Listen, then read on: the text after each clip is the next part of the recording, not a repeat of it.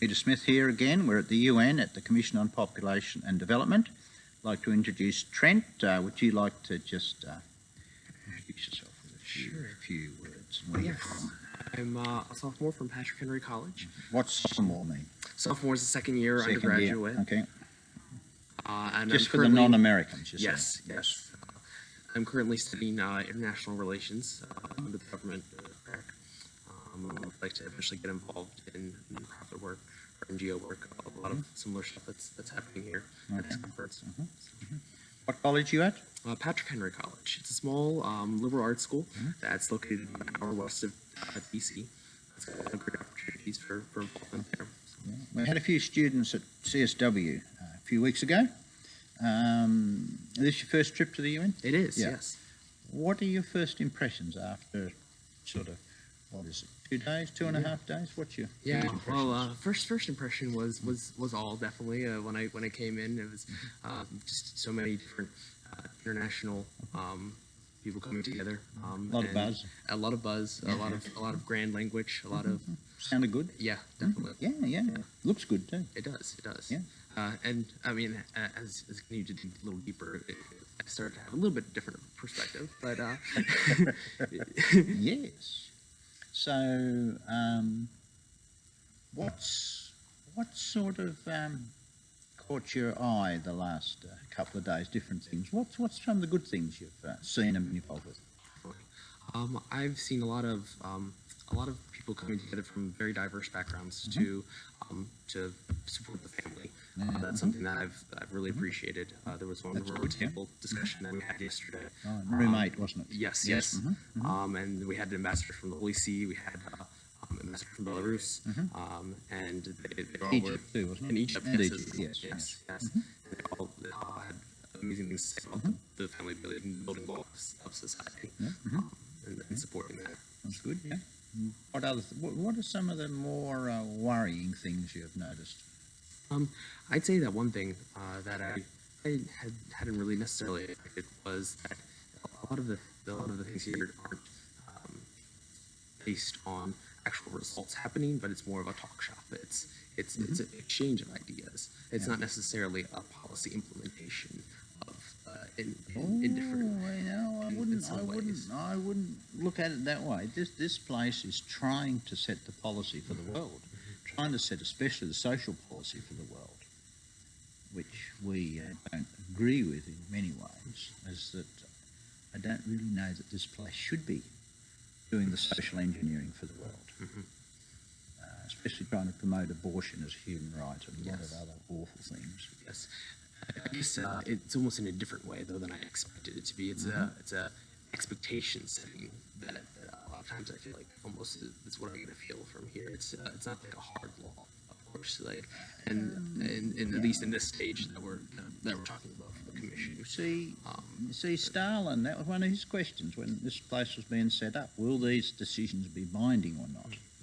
And that's the big legal question. I mean, with a treaty, the countries that sign onto it are meant to sign that treaty into domestic law, and it is binding. But these negotiations, like CPD, are meant to be non-binding. But some agencies here then might put pressure on countries. Oh, you haven't fulfilled your obligations at Beijing or Cairo. We can't do stuff with you type thing, where it's not binding, but they're pretending it is. And some NGOs pretend it's binding. So that's one of the dangers with it. What do you think about going to the Iranian mission? That was a fascinating experience. Fascinating. It really was. I didn't expect to go to Iran in the middle of New York City. There you go. But that's their mission. Yes. They're pro-life. Yes, and that was fascinating that you have different strange bedfellows. Yes. In this. And Sudan supporters, and Egypt, and Nigeria, and the United States of America, pro-life president. It's very nice. We enjoy a pro-life American president. Yes, it was a very fascinating experience going to the Iranian. Of course, didn't agree with necessarily everything that they presented. I don't think any of us did. Yes, yes. but it was good to hear their perspective. Yeah, It yeah, was. and this is the positive thing about this place, is you can get all these people talking instead of throttling and Yes. shooting each other, that's a positive thing about it, you know. We're off to the Nigerian mission this afternoon at 4 o'clock. That'll be interesting. Yes. They're always great fighters for life in the family. Is there any good things you could say about here yourself? Yeah. Found? I think I definitely echo what you were saying about the need to talk with people from different persuasions, from different countries, and instead of just looking at the world and international politics from our own limited perspective, it gives you a broader understanding of where these people are coming from, and I think that's very vital when we're crafting foreign policy and trying to have solutions to different conflicts around the world.